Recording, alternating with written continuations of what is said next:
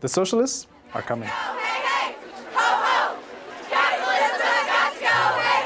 The midterm elections are tomorrow, and around the country there are some fierce battles being waged by progressive candidates hoping to unseat the dinosaurs that inhabit the corridors of power.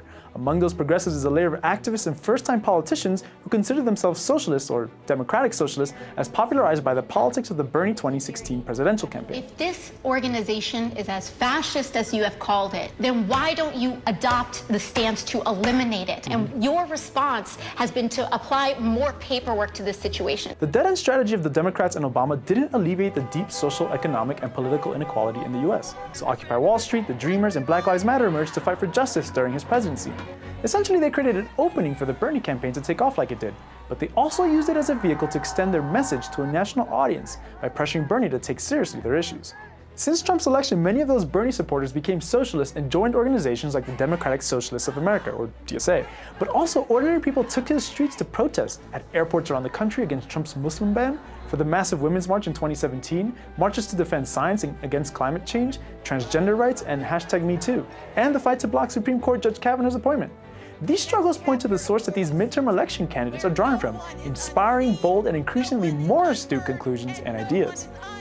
Meanwhile, in the bizarre world of the Democratic Party machine, here's what House Minority Whip Steny Hoyer promises when dealing with Trump if his party wins back the House. His objectives are objectives that we share.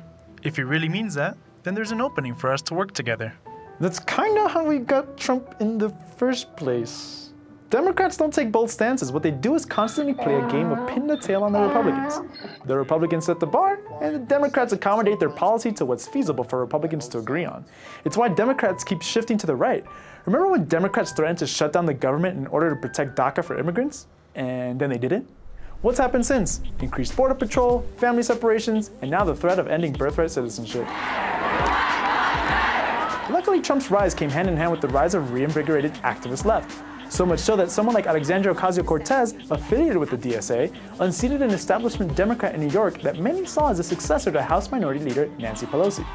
Ocasio-Cortez's win was a shot of adrenaline for progressive campaigns across the country. We could see 3 black governors, the first transgender governor, first Native American governor, first Native American woman in Congress, and the first openly gay Latina governor if they win their contests. For New York, it translated into another huge victory for Julia Salazar, a DSA activist that ran as a Democrat who unseated Martin Dillon, a state senator who's held the seat since 2002.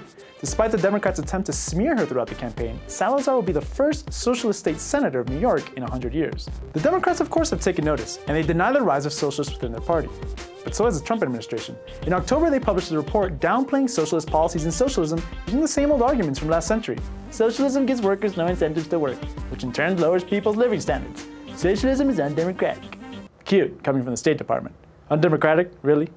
But the report mainly focuses on socialist policies in an effort to demonize nationalization of industry or services like healthcare, which is starting to gain traction amongst Democrats. Thanks to the activism of the left, of course. The rise of socialists in the US represents an opportunity to build an alternative to status quo politics and the politics of the far right.